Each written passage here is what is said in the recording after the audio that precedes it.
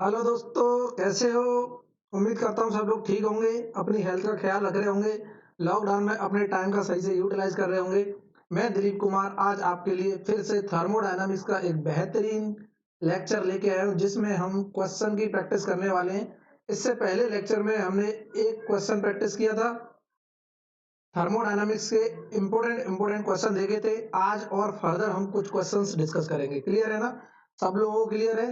बिल्कुल क्लियर है। आवाज क्लियर आ रही है? जल्दी से थम्स अप करके बता दो आवाज क्लियर आ रही है कि नहीं आ रही है। लाइक करके बता दो। ठीक है।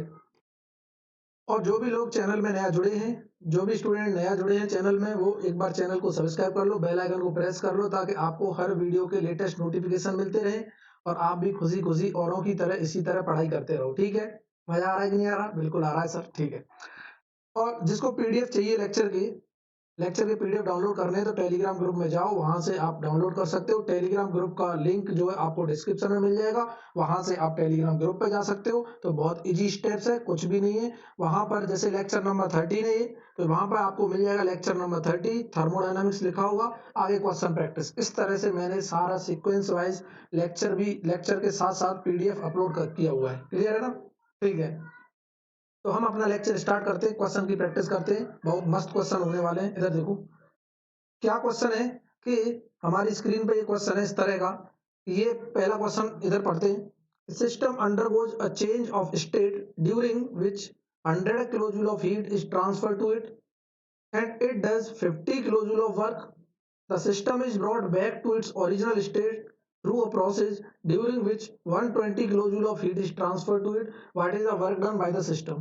उम्मीद करता हूँ जिसने लास्ट लेक्चर देखा होगा वो बड़े आराम से इस क्वेश्चन को कर लेगा, और इसको करने में कुछ भी नहीं जाता। सबसे पहले क्या करना है, 1 मिनट पॉज करो, वीडियो को खुद से ट्राई करो क्या आंसर आ रहा है। हमने कल ही डिस्कस किया था ये वाला सेम क्वेश्चन, तो ट्राई किया, पॉज कर लिया, बिल्कुल कर लिया। ठीक है, करें स्टार्ट। Okay sir. देखो हम बहुत जल्दी करेंगे क्योंकि ये हम पहले कर चुके हैं। इसमें बात कर रहा है कि चेंज ऑफ स्टेट की बात कर रहा है, जिसमें 100 किलो जूल ऑफ हीट क्या हो रही है, ट्रांसफर हो रही है टू इट।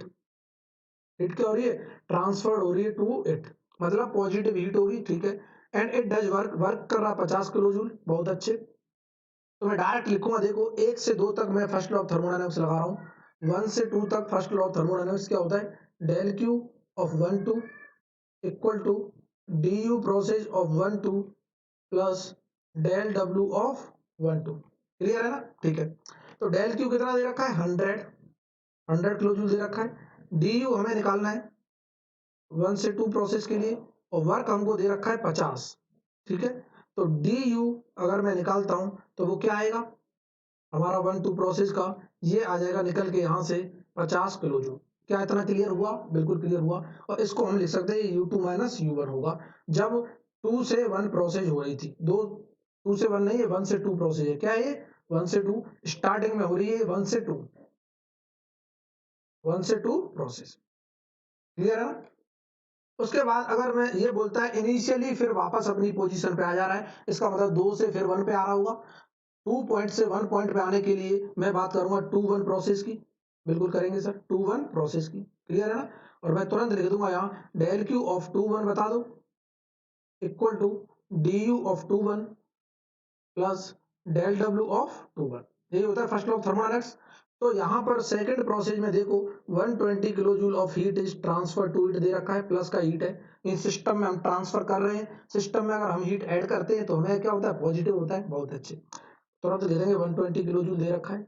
डी यू 2 से 1 जाएंगे तो फाइनल पॉइंट क्या होगा, 1 होगा। होगा कि नहीं होगा? तो मैं यहाँ पर जो वैल्यू लिखूंगा, ये तो 50 किलो जूल आई, तो यहाँ पर जो वैल्यू होगी वो क्या होगी, U1 माइनस U2 होगी, और प्लस डेल डब्ल्यू पूछ रहा है 2 से लेके 1 तक। ठीक है। तो यहाँ 120 equal to U1 minus U2 क्या होगा सर, ये हो जाएगा माइनस के 50 और plus del W 2 1।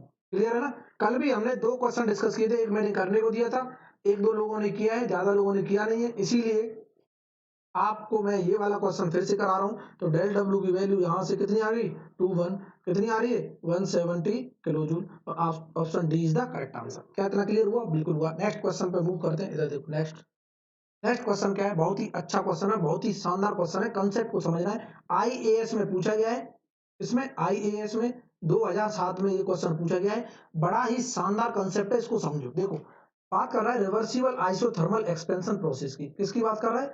Reversible isothermal expansion process है, ठीक है, कोई दिक्कत नहीं। उसके बाद बोला है the fluid expands from 10 bar, pressure दे रखा है इनिशियल 10 बार एंड वॉल्यूम दे रखा है initial 2 metre cube to final pressure 2 bar and final volume 10 metre cube. Clear है ना? During the process the heat supplied is at the rate of, heat supply दे रखी है at the rate of 100 kilowatt. क्या दे रखी है? Heat supplied, ठीक है।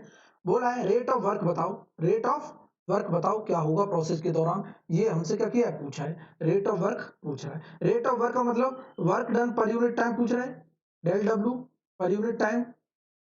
इसका मतलब जो यूनिट आएगी वो क्या आएगी? वर्क की क्या होती है? जूल या किलो जूल बोल दो, per unit second.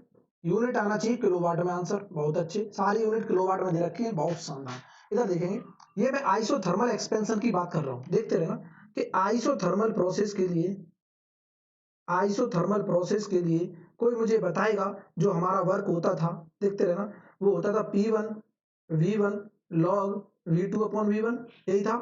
Equal to मैं ये भी लिख सकता हूँ P1 V1 log P1 upon P2।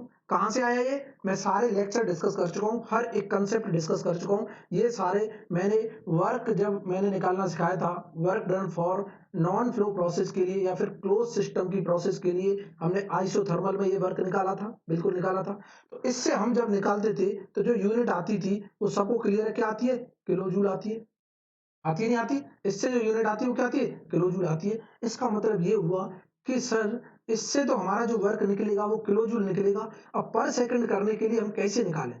या फिर किलो जूल पर केजी निकल सकता है, किलो जूल पर केजी निकल सकता है, लेकिन यहाँ पर सेकंड लाना है तो मास फ्लो रेट को मल्टीप्लाई करना पड़ेगा। और ये मास फ्लो रेट कहाँ से निकले? ये मास फ्लो रेट के तो हमें कुछ दिया ही नहीं है। इसका मतलब ये जो वैल्यू दी है 10 बार 2 मीटर क्यूब, ये वैल्यू फालतू में दी है इन्होंने, इनको यूज ही नहीं करना है। अभी बताऊंगा क्यों। क्लियर है ना? ये क्या है? ये नो यूज डेटा है। और ये इंजीनियरिंग सर्विस हुआ, यूपीएससी के क्वेश्चनों में वो जानबूझ के ऐसे डेटा देता है कि आप यहाँ रखो P1 V1 log V2 upon V1, जो भी वैल्यू आ रही होगी इसे सॉल्व करने के बाद, कुछ भी मान लो आ रही होगी वो, लेकिन यूनिट तो किलो वाट में थोड़ी आएगी, यूनिट तो किलो जूल में आएगी। क्यों? क्योंकि इसकी जो यूनिट अगर मैं निकालता हूँ प्रेशर की, कोई मुझे बताया क्या होती है? न्यूटन पर मीटर स्क्वायर होती है ना, होती है कि नहीं होती? वॉल्यूम की क्या होती है? मीटर क्यूब होती है। इसकी तो यूनिट होगी नहीं, क्यों? V2 अपॉन V1 क्या फ्रैक्शन में, तो ये यूनिट को काटेंगे तो ये न्यूटन मीटर बचा, और ये न्यूटन मीटर बचा तो क्या बचा? जूल में बचा। जूल आएगी या फिर क्या आएगी? और किलो जूल आएगी। इसका मतलब ये हुआ किलो वाट तो आ ही नहीं रही, क्योंकि टाइम भी नहीं यहाँ पे दिया है। इसका मतलब ये कंसेप्ट यूज ही नहीं करना था। ये क्या है? वाहियात कंसेप्ट है, ये यूज ही नहीं करना है। इसको मैं मिटा रहा हूँ, देखो इसको मिटा रहा हूँ मैं, क्योंकि ये यूज ही नहीं करना था, मैं बस समझाने के लिए बोल रहा हूँ। इधर देखो, अब हम बात करने वाले, ये आइसोथर्मल प्रोसेस है। हम फर्स्ट लॉ ऑफ थर्मोडायनामिक्स से अगर बोलते हैं तो ये क्या होता है? डेल क्यू इक्वल टू, क्योंकि हीट रेट दे रखा है ना, del Q equal to d U plus क्या होता है? डेल डब्ल्यू होता है। बहुत अच्छे। और सिंस क्या? Since isothermal process, isothermal process, isothermal process हम जानते हैं टेम्परेचर क्या होता है? सेम होता है। T1 इक्वल टू T2 होगा प्रोसेस के दौरान, होगा कि नहीं होगा? टेम्परेचर क्या होगा? सेम होगा। और अगर टेम्परेचर सेम है, क्या ये बात कर रहा है टेम्परेचर अगर सेम है तो हम तुरंत बोल देंगे कि जो इंटरनल एनर्जी का जो चेंज होगा वो क्या होगा? एम सी डेल्टा टी होता है। और टेम्परेचर अगर सेम है T1 माइनस T2, ये जीरो हो गया, मीन्स डी यू की वैल्यू क्या आ जाएगी? जीरो आएगी, सब जानते हैं। और ये डी यू जैसे जीरो हुआ, क्या डेल क्यू इक्वल टू किसके बराबर आ गया? डेल डब्ल्यू के बराबर आ गया। और हीट हमको दे रखी है, देखो कितनी? 100 किलोवाट। इसका मतलब वर्क भी कितना आ रहा होगा? 100 किलोवाट। और 100 kilowatt is the correct answer. और इस तरह से इसने कंसेप्ट को पूछा है। क्या इतना क्लियर हुआ सबको?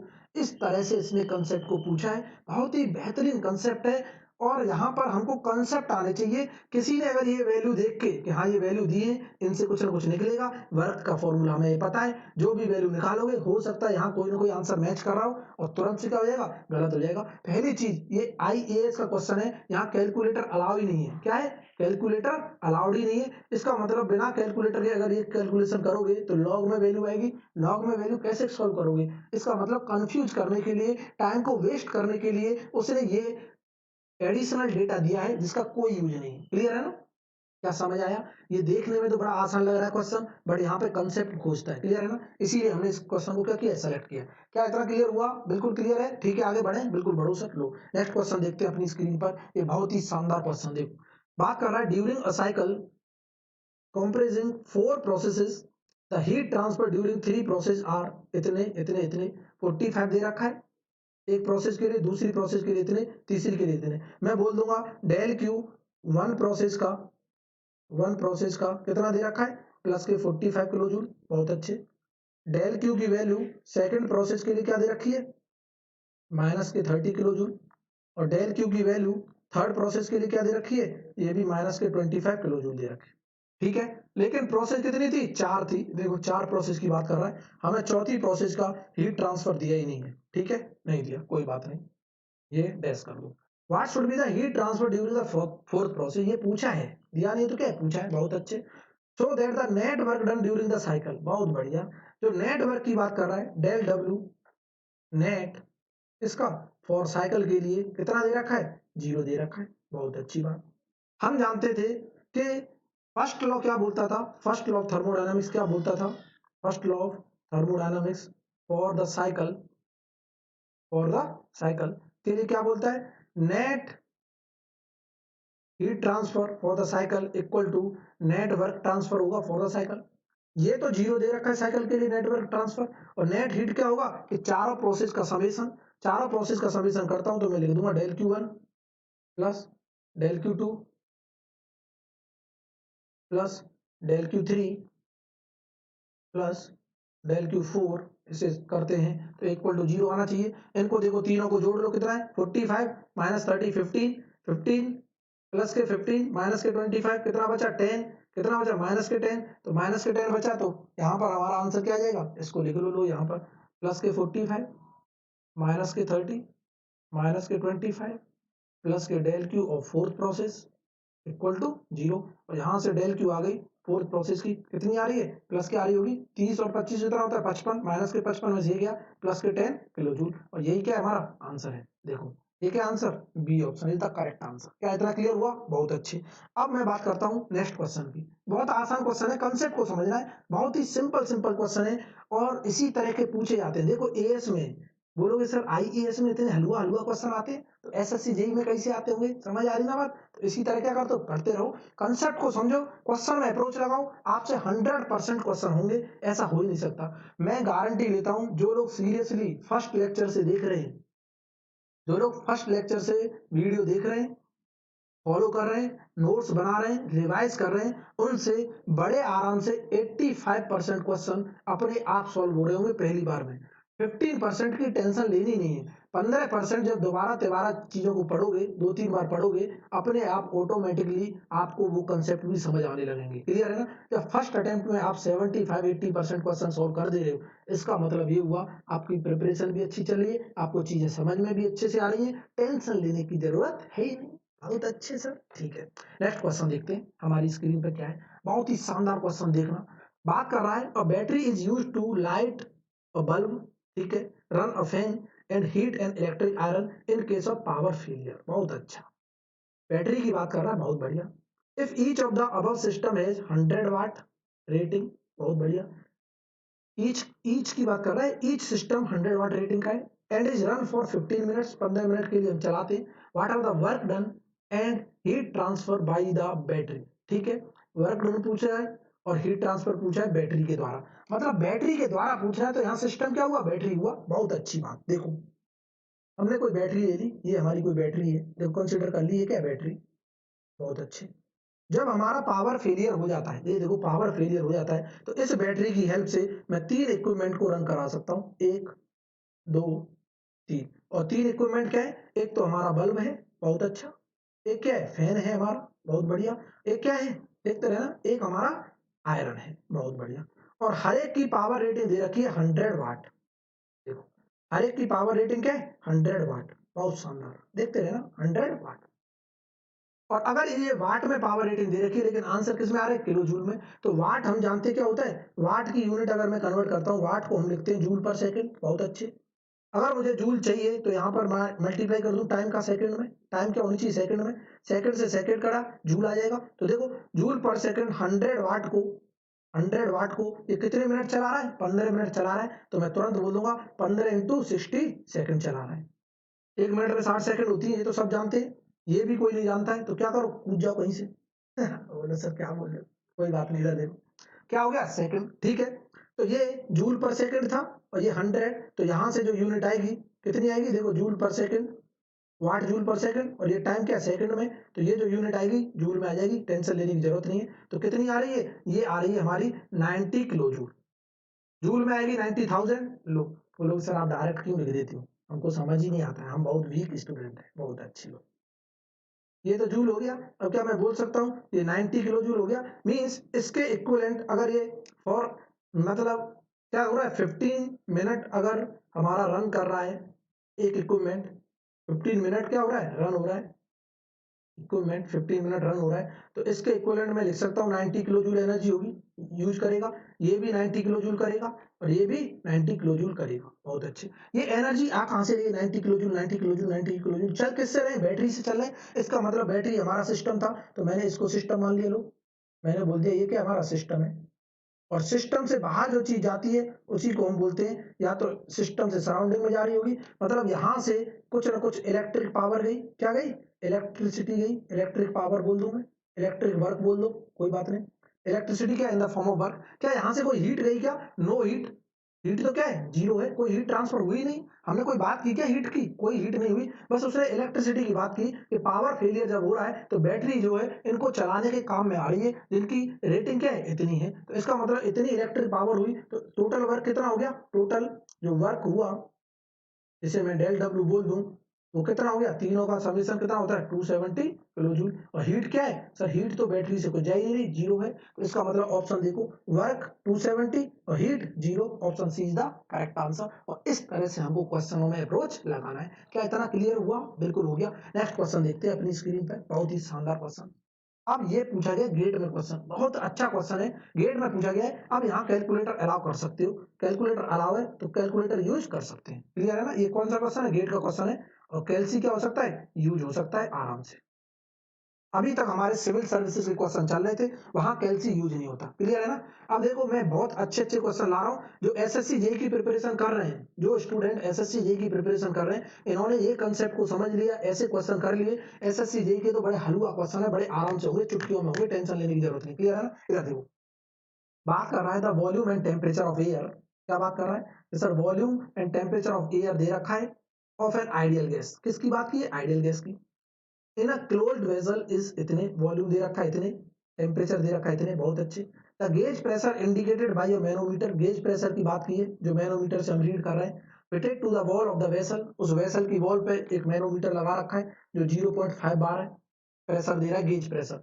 गैस कांस्टेंट आर की वैल्यू दे रखी है joule per kg kelvin, and atmospheric pressure और दे रखा है, बहुत ही शानदार कंसेप्ट, कितना 1 बार। और बोला है द मास ऑफ एयर बता दो इन द वेसल, बहुत अच्छे। किसकी बात कर रहा है, आइडियल गैस की बात कर रहा है, सबसे पहली चीज किसकी बात कर रहा है, आइडियल गैस। और आइडियल गैस में हम जानते हैं आइडियल गैस के लिए, आइडियल गैस के लिए इक्वेशन होती है PV equal to M R T, बहुत अच्छे। तो यहां से हम लिख सकते हैं, मास पूछा है, क्या पूछा है, मास पूछा है ना, मास ऑफ एयर बताओ इन केजी, ठीक है। मास क्या पूछ रहा है, हमसे पूछ रहा है, तो मास हम लिख सकते हैं यहाँ से पीवी अपॉन आरटी लिख सकते हैं, बहुत अच्छी। अब ये जो पी है, ये पी क्या है, एब्सोल्यूट प्रेशर है, हमेशा याद रखना। ये कौन सा प्रेशर होता है, इसमें एब्सोल्यूट प्रेशर। और किस में होगा, अगर पास्कल में ले रहे हैं, चलो ठीक है पास्कल में अगर लेते हो तो ये आर भी क्या होगी, जूल में होगी, और वॉल्यूम क्या होगा, मीटर क्यूब में, टेम्परेचर केल्विन, और ये आर क्या होगा, आर फिर जूल पर केजी केल्विन में होगा। इधर समझो, अगर ये प्रेशर पास्कल में लेते हो तो ये जूल पर केजी केल्विन में होगा आर, अगर प्रेशर किलो पास्कल में लेते हो तो आर क्या होगा, kilo joule per kg kelvin में होगा, क्लियर है ना।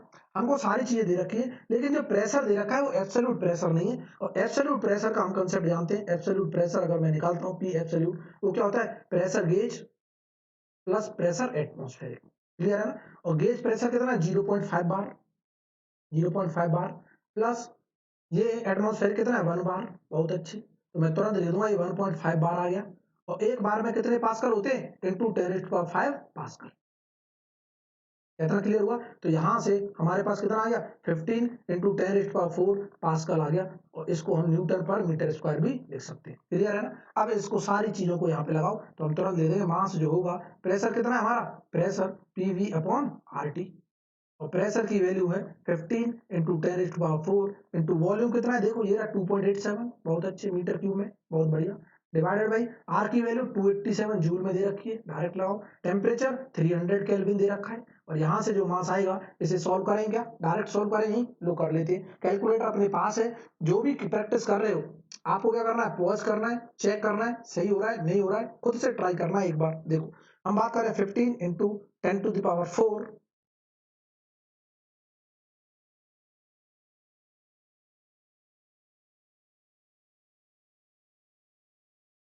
10⁴, और ये आ गया हमारा मल्टीप्लाई बाई 2.87 डिवाइडेड बाई कर रहे हैं हम 287 से एंड 300 से, ठीक है। और ये आंसर आ गया 5 kg। मास कितना आ गया 5 kg। क्या आंसर है? क्या बिल्कुल है, एग्जैक्ट आ रहा है 5 kg। क्लियर है ना? तो ये हमारा आ गया 5 kg is the correct answer. क्या समझ आया कि नहीं आया? सबको समझ आ रहा है? बिल्कुल आ रहा है सर, मजा आ गया, ठीक है। अब मैं बात करता हूँ नेक्स्ट क्वेश्चन की। लो नेक्स्ट क्वेश्चन बहुत ही अच्छा क्वेश्चन हमारी स्क्रीन पर। क्या करना है, सबसे पहले पॉज करो, ट्राई करो 2 मिनट, अगर होता है तो बहुत अच्छा, नहीं हो रहा है तो ट्राई करने में कुछ नहीं जाता। जब तक ट्राई नहीं करोगे आपको पता ही नहीं चलेगा हमें कैसे अप्रोच लगाना है। जब मैं क्वेश्चन कराऊंगा तो आपको ऐसा लगेगा बहुत आसान है सर, बहुत ही हलवा हलवा क्वेश्चन उठाए, लेकिन आप जब ट्राई करोगे तो आपको पता चलेगा कि हमको कंसेप्ट को कैसे लगाना था। समझ आ रही ना बात? कंसेप्ट को कैसे लगाना था उस चीज को समझना है, ठीक है। तो सबने पॉज कर लिया, ट्राई कर लिया, आया आंसर, वेरी गुड। इधर देखो अब हम बात कर रहे हैं इसकी। ये भी गेट में पूछा हुआ क्वेश्चन है, 2 नंबर में बहुत शानदार क्वेश्चन पूछा गया है। देखो कि उसने बोला a certain amount of ideal gas, सबसे पहले आइडियल गैस की बात की, is initially at pressure P1 और T1 टेम्परेचर पे रखा हुआ है। First it undergoes a constant pressure process. Process कौन सी है? कांस्टेंट प्रेशर की है, बहुत अच्छे, ठीक है। और उसके बाद such that T2 equal to इतने दे रखा है टेम्परेचर T1 के बराबर। Then it undergoes a constant volume, मतलब कहने का एक बार कांस्टेंट प्रेशर प्रोसेस है, एक बार कांस्टेंट वॉल्यूम प्रोसेस है। इसका मतलब पीवी डायग्राम की बात कर रहे हैं हम। पीवी डायग्राम बना लेते हैं लोग। ये है हमारा पीवी डायग्राम, देखो इधर दिखाई दे रहा होगा सबको पीवी डायग्राम, ठीक है, पीवी डायग्राम। इसको हम प्रेशर वॉल्यूम बोल देंगे। ये प्रेशर हुआ, ये हमारा क्या हुआ? वॉल्यूम। क्लियर है ना? अब उसने बोला कांस्टेंट प्रेशर प्रोसेस, और ये जो टेम्परेचर हो रहा है, ये टेम्परेचर कम हो रहा है, सब जानते हैं। टेम्परेचर कम कब होता है? जब एक्सपेंड करती है प्रोसेस में। क्लियर है ना? एक्सपेंड होगा तो वॉल्यूम बढ़ेगा, इसका मतलब ये प्रोसेस कहीं ना कहीं इधर से जा रही होगी। देखो कांस्टेंट प्रेशर क्या होगी? स्ट्रेट हॉरिजॉन्टल लाइन होगी, और हम तुरंत बोल देंगे कांस्टेंट प्रेशर लाइन है, ठीक है। उसके बाद यहां से बोला है क्या है? कांस्टेंट वॉल्यूम हो रही है। उसके बाद कांस्टेंट वॉल्यूम क्या होगी? वर्टिकल लाइन होगी, कुछ इस तरह की होगी, बहुत अच्छी। तो टेम्परेचर और कम हो रहा है, टेम्परेचर कम हो रहा है, इसका मतलब प्रेशर कम हो रहा होगा, इसलिए नीचे बनाई है मैंने। और इधर देखो ये जो प्रोसेस थी, ये 1 से गया 2 पॉइंट तक, बहुत अच्छे कांस्टेंट। ये प्रेशर इक्वल टू क्या? कांस्टेंट। और यहां से फिर गया वॉल्यूम इक्वल टू कांस्टेंट। ये कौन सा पॉइंट है? 3 पॉइंट। क्लियर है? उसने दे रखा है इस पॉइंट पर प्रेशर P1 है और टेम्परेचर क्या है? T1। बहुत अच्छे। इस पॉइंट पर प्रेशर जो P2 होगा, दूसरे पेन से ले लेते हैं। प्रेशर तो क्या होगा? P2 होगा, जो किसके बराबर है? P1 के ही बराबर है। एंड जो टेम्परेचर है T2, वो दे रखा है इसने 3T1/4 के बराबर। बहुत अच्छे, 3T1/4 means 3/4 times of T1, मतलब T1 से कम है। कम है इसका मतलब ये एक्सपेंड की है गैस, ठीक है। उसके बाद कांस्टेंट वॉल्यूम हुआ। इस पॉइंट पर अगर हम आए V3 इक्वल टू V2 के बराबर होगा, बहुत अच्छे। देखो यहीं पे लिख सकते हैं V2 इक्वल टू V3, और यहाँ पर कुछ वॉल्यूम होगा जिसे हम V1 बोल रहे हैं, बहुत अच्छा, ठीक है। इतना क्लियर? बिल्कुल क्लियर। और उसने बोला है जो T3 टेम्परेचर है वो क्या है? T3 इक्वल टू क्या है? T1/T2 के बराबर है, बहुत अच्छे। पूछा क्या है ये देख लेते हैं। पूछा है उसने बहुत ही शानदार, ratio of final volume, ratio पूछा final volume to the initial volume of the ideal gas. Final volume क्या होगा? V3, इनिशियल क्या होगा? V1। उसने बोला है फाइंड, क्या बता दो? फाइंड V3/V1 बता दो, ये पूछ रहा है हमसे। और बहुत ही शानदार कंसेप्ट है, देखो कैसे करेंगे। जब मैं प्रोसेस 1 से 2 की बात कर रहा था, इसकी बात कर रहा था, प्रोसेस 1 से 2, प्रोसेस 1 से 2 की बात कर रहा था, तो ये प्रोसेस जो थी, क्या प्रेशर इक्वल टू कांस्टेंट थी? बिल्कुल थी। और आइडियल गैस के लिए हम जानते हैं P1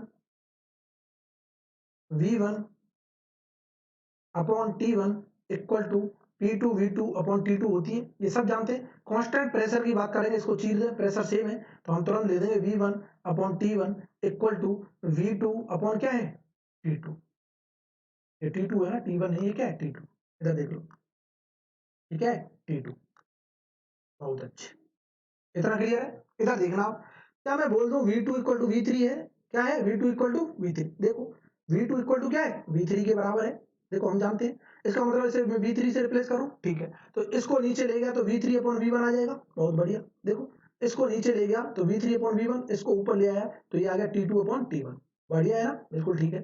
T2 की वैल्यू हम जानते हैं 3T1 अपॉन 4 के बराबर है, 3T1 अपॉन 4 के बराबर, और T1 नीचे चल रहा है, T1 से T1 को गुजार दो, 3/4 आ गई वैल्यू, और V3 अपॉन V1 ही पूछा था, कितना आ रहा है 3/4, क्या ये वैल्यू कितनी आएगी 0.75 आंसर, और 0.75 कहीं है, बिल्कुल है, 100% करेक्ट।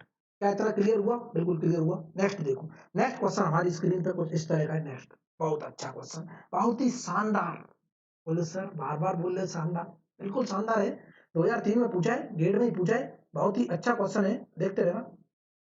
इसका मतलब ये हुआ कि क्या करना है, पहले पॉज करना है, ट्राई करना है 1-2 मिनट, उसके बाद कंसेप्ट को देखना है कैसे अप्रोच लगाते हैं, किस तरह से क्वेश्चन को पढ़ना है, क्या क्या कीवर्ड्स हैं उनको याद रखना है, क्या क्या हमारे अजम्पशंस होते हैं, आइडियल गैस की बात करता है तो आइडियल गैस की इक्वेशन क्या होती है, वो सारी चीजों को हमको फॉलो करना है। क्लियर है ना। इधर देखो मैं बात कर रहा हूँ 2 किलोवाट 40 लीटर वाटर हीटर, एक वाटर हीटर की बात हो रही है जिसकी कैपेसिटी 2 किलोवाट की है और 40 लीटर वॉल्यूम की, ठीक है, 40 लीटर क्या volume, is switched on for 20 minutes, 20 minute के लिए हम चालू कर रहे हैं, ठीक है, इस वाटर हीटर को 20 मिनट के लिए ऑन कर रहे हैं, बहुत अच्छे, देखते रहो, बहुत ही शानदार कंसेप्ट। 20 किलोवाट इसकी पावर रेटिंग, 40 लीटर का वाटर हीटर है, 40 लीटर पानी गर्म कर सकता है, ठीक है, और 20 मिनट के लिए हम क्या कर रहे हैं, चालू कर रहे हैं इसको। हीट कैपेसिटी दे रखी है सीपी, वाटर के लिए कितनी है 4.2 kilo joule per kg kelvin, बहुत अच्छे। उसने बोला है अज्यूम करो ऑल द इलेक्ट्रिकल एनर्जी, जो इसकी इलेक्ट्रिकल सप्लाई दी होगी हमने, all the electrical energy has gone into heating the water. देखो बहुत मजा आ रहा है, मतलब कहने का ऑल इलेक्ट्रिकल एनर्जी जो है हीटिंग करने के लिए काम में आ रही है, पानी को हीट करने के लिए। Increase of the water temperature in degree Celsius, बताओ क्या पूछ रहा है, डेल्टा टी पूछ रहा है, बहुत अच्छे। टेम्परेचर डिफरेंस कितना मतलब इंक्रीज हो गया, या फिर मैं बोल दूं इंक्रीज इन टेम्परेचर पूछ रहा है, बहुत शानदार। पानी को गर्म कर रहे होंगे तो इंक्रीज इन टेम्परेचर बता दो क्या रहा। देखो बहुत शानदार कंसेप्ट है, मतलब कहने का हम जानते हैं अगर हम हीटिंग करते हैं किसी भी चीज में, पानी को अगर मैं हीट कर रहा हूं, मैं हीट सप्लाई की बात कर रहा हूं या फिर हीट रिजेक्ट की बात करें, तो हम जानते थे heat transfer for any process क्या होता है। देखो डेल क्यू हम जानते थे, डेल क्यू इक्वल टू क्या होता है, मास बता दो सर हमको, सी पी बताओगे सी वी बताओगे, बोलो सर कांस्टेंट वॉल्यूम होता तो सी वी लेते, कांस्टेंट प्रेशर होता तो सी पी लेते, लेकिन यहाँ सी पी दे रखा है, इसका मतलब हम एम सी डेल्टा टी लेते हैं, और ये क्या है वाटर है, सिंस वाटर, और वाटर सब जानते हैं इनकम्प्रेसिबल सब्सटेंस होता है। अभी किसी को नहीं पता है तो मैं एफएम जब पढ़ाऊंगा सारी चीजें क्लियर करूंगा। इनकम्प्रेसिबल सब्सटेंस मतलब ऐसा सब्सटेंस जो कंप्रेस नहीं हो सकता, उसको बोलते हैं इनकम्प्रेसिबल। वाटर को हम कंप्रेस नहीं कर सकते, और इनकम्प्रेसिबल सब्सटेंस के केसेज में जो स्पेसिफिक हीट होती है CP equal to C V equal to C के बराबर होती है, जो यहाँ पर दे रखी है कितनी 4.2 kilo joule per kg kelvin में दे रखी, बहुत अच्छे, देखते रहना। सी की वैल्यू दे रखी, मास क्या मास गिवन है क्या, मास नहीं गिवन, लेकिन वॉल्यूम गिवन है हमको, वॉल्यूम दे रखा है वी कितना दे रखा है 40 लीटर, बहुत अच्छी बात। और ये अगर वॉल्यूम है तो मैं तुरंत बोलूंगा 40 इंटू 10⁻³ इसको मैं मीटर क्यूब में कन्वर्ट कर सकता हूँ, बहुत अच्छे। हमको चाहिए क्या मास, हमको चाहिए मास। सर मास क्या होगा, मास हम जानते हैं मास होता है डेंसिटी इंटू वॉल्यूम, और डेंसिटी किसकी होगी वाटर की, और डेंसिटी ऑफ वाटर हम जानते हैं कितनी होती है 1000 इंटू वॉल्यूम 40 इंटू 10⁻³, इससे ये गुजर गया 1000 से 10⁻³, और हम तुरंत बोल रहे हैं 40 केजी, इसे मास मान लो चाहे वॉल्यूम मान लो, कब जब ये पानी दिया हुआ है तब, समझना चीजों को। अगर ये पानी की बात करता है तब चाहे इसे वॉल्यूम मान लो चाहे मास मान लो, क्योंकि 1000 इंटू 10⁻³ से आपस में कट जा रहे हैं। लेकिन अगर इसने पानी की जगह कुछ ऑयल दे दिया, ऑयल की डेंसिटी बोल दी कितनी है 700 केजी, गलती से भी इसको मास मत मान लेना, सब कुछ तबाह हो जाएगा, समझ आई ना। फिर वॉल्यूम को लेके इनटू डेंसिटी का मल्टीप्लाई करना तो कुछ वैल्यू चेंज हो जाएगी मास की, क्लियर हुआ था। हमको मास पता चल गया, सी पता चल गया, डेल्टा टी पूछा है, डेल क्यू और पता करना है, सब हमारा आंसर हो गया सॉल्व, क्लियर है ना। तो डेल क्यू और पता करना है, कैसे पता करें, क्या उसने बोला है जितनी भी इलेक्ट्रिकल एनर्जी होगी वो सब हीटिंग करने में काम आ रही है, ठीक है। इलेक्ट्रिकल एनर्जी क्या है सर, ये पावर रेटिंग ही तो बता रही है इलेक्ट्रिकल एनर्जी, मींस ये जो हीटर है, ये जो हीटर है कितने वाट का है सर, ये 20 किलो वाट का है, 2 किलो वाट का है, कितने का 2 किलोवाट का। और ये कितनी देर चल रहा है सर, मैं बोलता हूँ 2 किलोवाट कितना होता है, किलो जूल पर सेकंड होता है, बहुत अच्छे। और ये चल कितनी देर रहा है सर, ये 20 मिनट चल रहा है, तो 20 × 60 सेकंड चल रहा है, बहुत अच्छे। सेकंड से सेकंड चीज लो, इसका मतलब सर इतनी इलेक्ट्रिकल एनर्जी होगी, क्या होगी, इलेक्ट्रिकल एनर्जी। देखते रहो, और इलेक्ट्रिकल एनर्जी कन्वर्टेड क्या हो रही है, टोटल इन हीट, टोटल इन हीट में जा रही है, बहुत अच्छे। इसका मतलब मैं बोल सकता हूँ यही क्या है, हीट है सर, यही तो क्या है, हीट है। कितनी है, 2 × 2 4, 4 6 4 6 जा 24, 2400 कितनी है, किलो जूल, बहुत अच्छे। ये भी किलो जूल में, ये सी भी किलो जूल में, यहाँ पर वैल्यू रखो, ये सब वैल्यू इक्वेशन 1 में रखो, तो आंसर आ जाएगा, आ जाएगा कि नहीं आ जाएगा। तो हम बोल सकते हैं, क्या बोल सकते हैं, फ्रॉम इक्वेशन 1, यही लिख दे रहा हूँ ब्लू पेन से ताकि कंफ्यूजन ना हो। फ्रॉम इक्वेशन 1 मैं 2400 इक्वल टू मास कितना था 40, टी कितना है 4.2 इंटू डेल्टा टी पूछा है टेम्परेचर डिफरेंस। तो देखो सॉल्व कर लेते हैं, कैलकुलेटर अपने हाथ में ही है। 2400 डिवाइडेड बाई 40 इंटू 4.2 किया, तो ये आंसर आ रहा हमारा 14.28। कहीं है क्या, बिल्कुल है, आसपास है 14.3। हम तुरंत बोल देंगे जो टेम्परेचर डिफरेंस आया या फिर इंक्रीज इन टेम्परेचर आया वो क्या है, 14.28 डिग्री सेल्सियस। और this is the correct answer. इस तरह से हम क्वेश्चन सॉल्व कर लेंगे। क्या इतना क्लियर हुआ सबको, बिल्कुल हो गया सर। नेक्स्ट क्वेश्चन में बढ़े, बिल्कुल बढ़ो सर, मजा आ रहा है, बहुत अच्छे। लो नेक्स्ट क्वेश्चन हमारा स्क्रीन पे कुछ इस तरह का है, देखते रहो। बहुत ही शानदार, बहुत ही खूबसूरत, बहुत ही प्यारा सा क्वेश्चन है, और ये है ओपन सिस्टम का। सबसे पहली चीज किसमें पूछा है, एएस में पूछा है, आईएएस में। और ये हम बात कर रहे हैं ओपन सिस्टम की। फर्स्ट लॉ ओपन सिस्टम में, अभी तक हम सब क्लोज सिस्टम में पढ़ रहे थे, अब ये क्या है ओपन सिस्टम में, क्या क्वेश्चन है इधर देखते हैं। बात कर रहा है in a test of water jacketed compressor, बहुत अच्छे। मतलब एक कंप्रेसर है, देखते रहे ना, एक कंप्रेसर बना दूं क्या सर, जल्दी बना दो, इच्छा कर रही, बहुत अच्छे।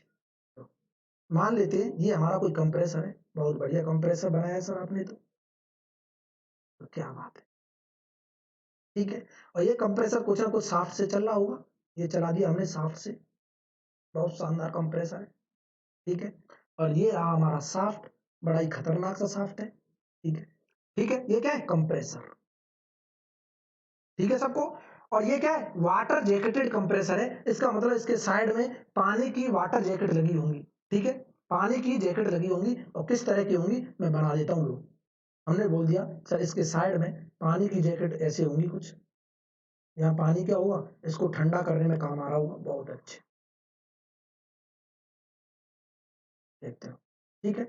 इसमें क्या भरा हुआ है, पानी भरा हुआ है, वाटर जैकेट। देखते रहना, क्वेश्चन के कंसेप्ट को समझना है। मैंने क्वेश्चन बड़े अच्छे अच्छे क्वेश्चन लिए ताकि आपको कंसेप्ट समझ आए। और ये है हमारी वाटर जैकेट, बहुत अच्छे, वाटर जैकेट। कितना क्लियर है, बहुत बढ़िया, ठीक है।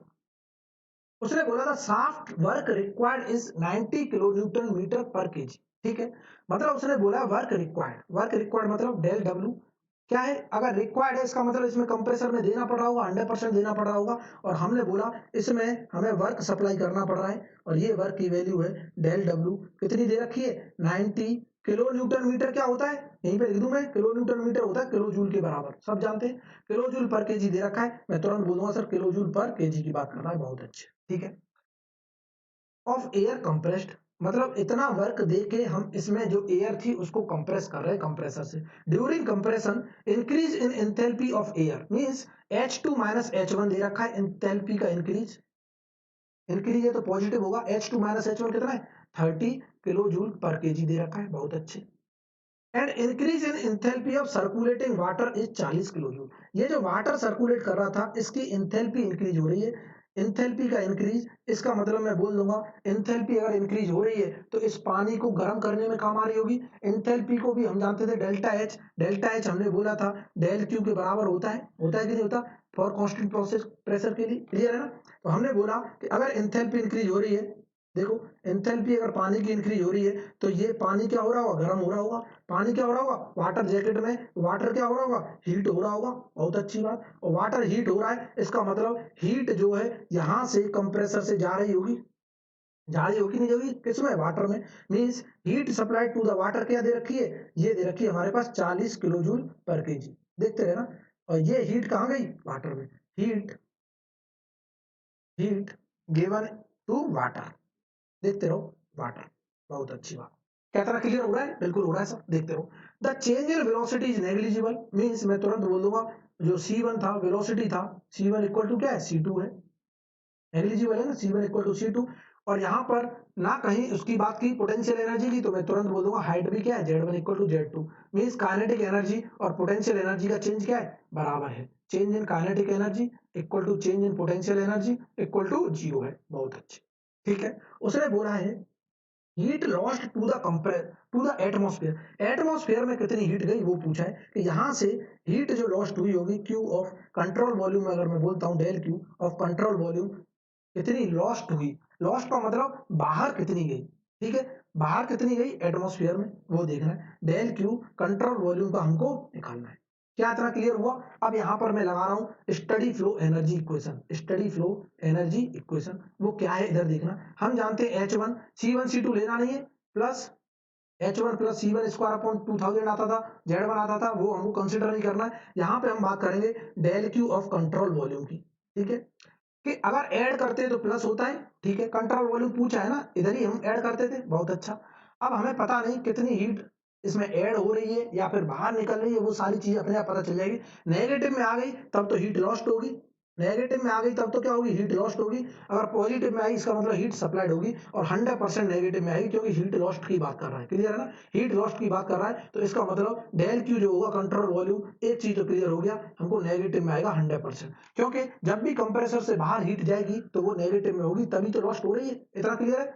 इसने बोला कि देखो, हमने बोला सर H1 एंथैल्पी कुछ आई होगी, कंट्रोल वॉल्यूम में हमें हीट सप्लाई करते हैं, हमें एनर्जी की इक्वेशन लिख रहा हूं, प्लस सर ये जो हीट है गिवन टू द वाटर, मतलब कहां से आ रही है? कंप्रेसर से निकल के जा रही है। देखो यहाँ पे देखो, increase in enthalpy of air दे रखा है and increase in enthalpy of circulating cooling water. ये कहां से कूल हो रहा होगा? यहाँ से हीट जा रही होगी, इसका मतलब मैं बोल दूंगा कि यहाँ से कंप्रेसर से हीट निकल के जा रही है 40 किलो जूल, इसका मतलब माइनस के है।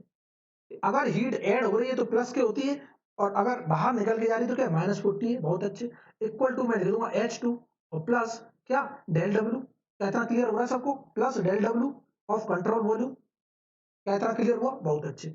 मैं तुरंत बोल दूंगा सर मैं इस H1 को इधर ले गया, H2 किया, del Q of control L volume अब हमने निकाला, और ये माइनस के 40 चल रहा है, बहुत अच्छे, इक्वल टू देखते रहना, H2 माइनस H1 लिखूं मैं, बिल्कुल लिखूं sir, H2 minus H1 plus del W of control volume कितना दे रखा है? 90, और ये सप्लाई किया है तो क्या आएगा? नेगेटिव में आ जाएगा 90 किलो जूल। क्या इतना क्लियर है? और H2 माइनस H1 कितना दे रखा है एंथैल्पी का चेंज? ये दे रखा है सर 30। ये कितना दे रखा है? 30। 30 में से क्या गया? माइनस के 90 गया, कितना बचा? माइनस के 60 बचा। बहुत अच्छे, मैं तुरंत लिख दूंगा del Q of control volume minus के 40 इक्वल टू, यहाँ बचा -60, इसको इधर ले गए तो मैं तुरंत बोल दूंगा del Q of control volume, ये जो निकल के आया ये कितना आ गया? माइनस के 20 किलो जूल पर केजी, क्योंकि सारी यूनिट क्या चल रही है? किलो जूल पर केजी है। ये भी क्या दे रखा था? किलो जूल पर केजी दे रखा था। बहुत ही शानदार कॉन्सेप्ट है, देखते रहना। और ये भी क्या था? Kilo joule per KG. तो सारी यूनिट क्या होगी? किलो जूल पर केजी में होगी। इसका मतलब इधर समझो, चीजों को गहराई से समझना कि इस हमने बोला कि अगर ये नेगेटिव में आएगी इसका मतलब लॉस्ट हुई होगी, और लॉस्ट की बात की है उसने, heat lost to the atmosphere, मतलब जो कंप्रेसर से हीट निकल के एटमॉस्फेयर में जा रही है, अगर ऐड हो रही होती तो पॉजिटिव में आता अपने आप रिजल्ट, ये नेगेटिव में आया, इसका मतलब मैं तो तुरंत बोल दूंगा कि जो हीट लॉस्ट हुई है, यहां लिख दूं हीट लॉस्ट टू एटमॉस्फेयर जो हुई है वो कितनी है? 20 किलो जूल पर केजी है, 100% है, और हम तुरंत बोल देंगे कितनी है? 20 किलो जूल। क्या इतना क्लियर? पर केजी पूछा है ना, तो पर केजी पहले ही दे रखा है, उसने पूछा है पर केजी, तो 20 किलो जूल हीट हमारी क्या हुई हुई? लॉस्ट हुई होगी। बहुत ही शानदार, बहुत ही इंपॉर्टेंट क्वेश्चन था। मिस्टेक यहाँ होती है, देखो यहाँ ये जो हमारा हीटिंग वाटर करने के काम में आ रहा था, ये कहाँ से आई एनर्जी? कंप्रेसर से गई ना, कंप्रेसर से पानी में गई होगी हीट, इसका मतलब कंप्रेसर से बाहर हीट जा रही है, और हीट अगर सिस्टम से बाहर जाती है तो नेगेटिव कंसीडर करते हैं, और यहाँ पर हमने नेगेटिव कंसीडर कर लिया। क्या इतना क्लियर हुआ सबको? बिल्कुल हो गया, बहुत अच्छे, समझ आ रहा है ना? बिल्कुल आ गया समझ में। जल्दी से क्या करना है? लाइक ठोक देना है, मजा आ रहा हूँ, बहुत अच्छे। अब आगे नेक्स्ट देखते हैं, नेक्स्ट देखते हैं, क्या टाइम हो गया था? अब मैं कुछ क्वेश्चन प्रैक्टिस के लिए दे रहा हूँ आपको, ये क्वेश्चन प्रैक्टिस के लिए कमेंट करके बताना है, आंसर क्या बताना है? कमेंट करके बताना है क्या होगा इसका। क्या करना है? क्वेश्चन नंबर 9 लिखना है, क्वेश्चन नंबर 9, और नीचे कमेंट में लिखना है आंसर, ठीक है, कमेंट करना है क्वेश्चन नंबर 9 का आंसर।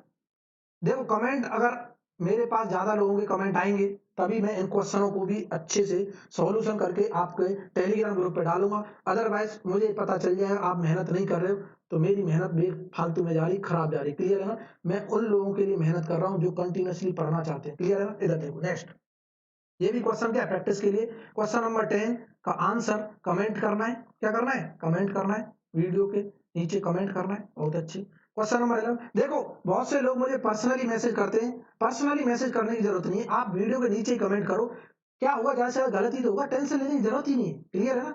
गलतियों से इंसान सीखता है। पर्सनली मैसेज मत किया करो, क्योंकि कई बार होता है मेरे व्हाट्सएप में इतने ज्यादा मैसेज आ जाते हैं, मैं किसी का चेक कर पाता हूँ, किसी का नहीं चेक कर पाता।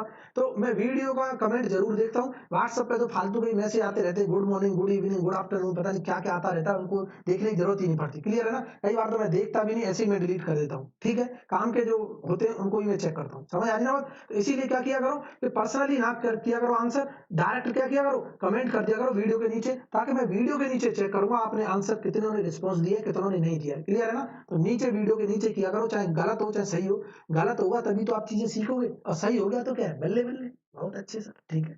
नेक्स्ट नेक्स्ट ये क्वेश्चन है, इसको भी क्या करना है, क्वेश्चन नंबर 11, इसको भी क्या करना है, आंसर कमेंट में करना है। आंसर कमेंट करना है वीडियो के नीचे। क्लियर है ना? ये 3 क्वेश्चन मैंने आज प्रैक्टिस के लिए दिए। क्यों दिए? क्योंकि मैंने सारे कंसेप्ट टच कर लिए। उम्मीद करता हूँ सब लोग इन क्वेश्चन को करेंगे सीरियसली, आंसर बताएंगे, और फिर मुझे भी पता चलेगा कि कितने लोग मेहनत कर रहे हैं। तो मुझे बता दो मजा आ गया कि नहीं आ गया आज के लेक्चर में। सर बिल्कुल मजा आ गया। अगले लेक्चर में और मजा लेना है तो बने रहना मेरे साथ। सुबह 10 बजे थर्मोडायनामिक्स, सुबह 9 बजे स्ट्रेंथ ऑफ मटेरियल। अगले लेक्चर में हम पढ़ने वाले सेकंड लॉ ऑफ थर्मोडायनामिक्स, जो बहुत ही बेहतरीन, बहुत ही खूबसूरत कंसेप्ट है थर्मोडायनामिक्स का। वहां से एंट्रोपी का निर्यात होगा, मींस एंट्रोपी जनरेट होगी, मींस कंसेप्ट ऑफ एंट्रोपी निकल के आएगा। और एंट्रोपी सबसे खतरनाक लगता है लोगों को, उसको मैं इतना आसान कर दूंगा, आपको ना रटने की जरूरत है, ना कुछ चीजों को याद करने की जरूरत है, आपको 101% समझ आएगा, ये मेरा वादा है। एंट्रोपी क्लियर है ना? एंट्रोपी में आपको कभी दिक्कत नहीं आने वाली। दूसरी चीज, जिसको एंट्रोपी समझ आएगी उसी को available energy, unavailable energy, exergy, energy, ये सब चीजें समझ आने वाली हैं। क्लियर है ना? तो इसीलिए कंटिन्यूटी बना के रखो, फिर देखो कितना मजा आता है। क्लियर है ना? जिस दिन एंट्रोपी खत्म, अवेलेबिलिटी एनर्जी खत्म, इसका मतलब basic concept of thermodynamics almost खत्म। उसके बाद हम पढ़ेंगे प्रॉपर्टीज ऑफ प्योर सब्सटेंस, जो कि पावर प्लांट का बहुत इंपॉर्टेंट रोल प्ले करता है। क्लियर है ना? पावर प्लांट की अगर साइकिल के बारे में पढ़ना है, स्टीम पावर प्लांट हुआ, ये सारी चीजें हुई, तो हमको प्रॉपर्टीज ऑफ प्योर सब्सटेंस के बारे में भी पता होना चाहिए। कैसे प्रॉपर्टी डायग्राम बनते हैं, डॉम कैसे बनता है, सैचुरेटेड कर्व क्या होता है, unsaturated curve, saturated liquid, saturated vapours, ये सारी चीजें हमें समझनी है। तो हमको चीजों को कंटिन्यूअसली पढ़ना पड़ेगा। ठीक है, इतना क्लियर है? तो आगे के लेक्चर को फिर से खूबसूरत बनाने के लिए कल सुबह मिलते हैं 10 बजे। तो आज के लिए tata bye bye, thank you, सब है।